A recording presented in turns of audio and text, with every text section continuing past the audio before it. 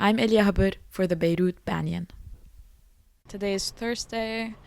I'm walking around. It's still early in the morning. Not a lot of people are here, but some are still holding their ground in their tents. And I just stopped at the first one in the Martyrs Square. Okay, so let's start with some basics. If you can please just tell me your name and your age. Hi, so I'm Rami El Ali and I'm 37.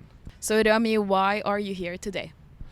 Well, I guess why would I not be here? I feel like the situation is so bad in the country as a whole that we all need to be down on the streets and we need to be protesting the situation that we're in, which is a situation that has gone on for several decades at this point. We're unconstitutional. We're unconstitutional by our own lights as a country. This is like somebody who betrays themselves on a regular basis. They say, I want to do X, and they don't do X. That's why I'm here. When you're describing betrayal, is that just we're betraying ourselves when it comes to our representation? So look, our constitution is a set of rules that we have to commit to, and we are failing to commit to it. And now if our failure to commit to this set of rules was leading the country in a good direction, then we could just stick with it. But in fact, it's not leading us into a good direction. And there's two ways in which it's doing this. One way is that it's economic. Obviously, there's lots of people who are right now on the brink of hunger or have reached hunger, and it's one thing for you to be hurt, but it's another thing for your children and your future in general to be hurt, and this is a situation that many people are living in today. The other thing is that the sectarian system, which is an unconstitutional system at this point, is a system that claims to be empowering individual groups, but in fact is sapping them of all of their power. Nobody feels represented. Everybody feels like this is not their Lebanon. And so you have this kind of dual failure. And I have to say, I'm not the guy who's instigating, the going down on the streets. I think that the people who have instigated this are the people who have really reached a point where they can't go on. They just can't go on because they're in financial problems and there's no end in sight. So when we're talking about financial problems, if we can remember 1 month, 10 months even earlier, there was the Sadr that was promised as a savior that's going to save the whole country. Why do you think it was aborted, let's say? People did not wait to see if Sadr was going to happen or not. Wasn't that part of the solution? Why do you think it did not pass as easily as it should have? The issue is that we're looking at a situation that is 30 years long, okay? We've received many financial packages from many different international countries, and none of these have resulted in an improvement in the situation of the people. All we've seen is the people getting poorer and poorer. So obviously getting an international aid package is not something that is eventually passing to the people. It's staying in the pockets of people who lack a conscience, a moral conscience, and I think this is why it doesn't really matter. In fact, they shouldn't be giving us any more money because actually they're supporting these powers that are really not interested in the well-being of the people. Anybody can see this, 30 years down the line, you'd have to be pretty stupid, to not see a pattern. Okay, so one of those powers at least was the cabinet. After the cabinet just resigned, how do you feel now about the possibility of reform and change? This is one step in multiple steps, and in a way it's the easiest step because our cabinet resigns left and right, It does anything, that is insubstantial. What we really need to see is somebody genuine replace this resigned cabinet, because it doesn't really matter if it resigned and we're just going to replace it with more of the same trash that we've seen for the last 30 years. So this is really important that we now replace it with a cabinet that is able to execute certain sorts of reforms.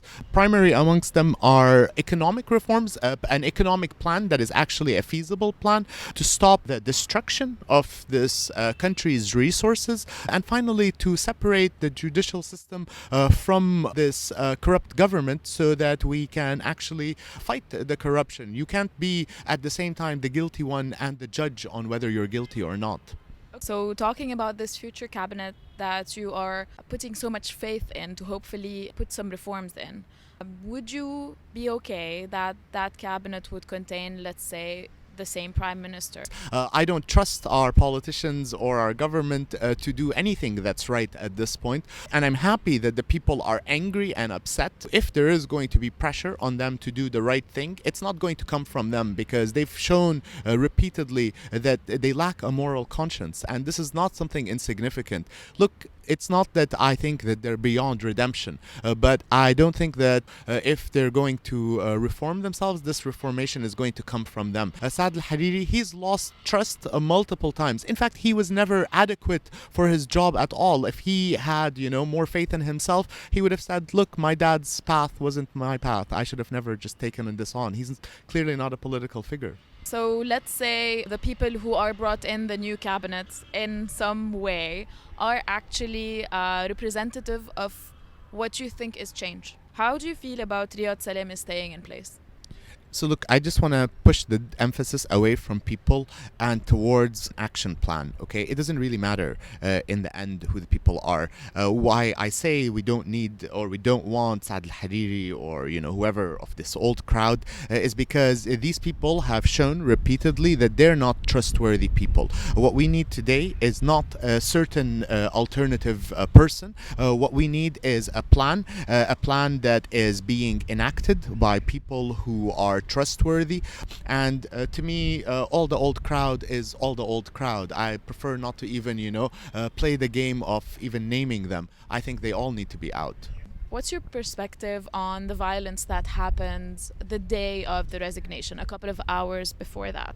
I don't particularly want to blame the young men who were on the streets enacting this violence. Obviously, the state has ensured the ignorance and the bigotry of its people by ensuring that the educational system remains not updated. The schools, the public schools, have no good funding, that they can remain divided amongst this sectarian system. I blame the leaders who are such poor human beings, and who have such a failed insight into what it means to be a genuine human being, that they've sent these people down to enact this violence. These are people who are impoverished people, who are clearly under economic pressures to do whatever it is that they're doing. So I don't want to really pin the blame on them. I want to blame the people who are sending them down the street. Look, this means that this is a terrorist state. It's a terrorist state first and foremost towards its own people. When you try to enact what you want as a government by bullying, then you failed on all grounds.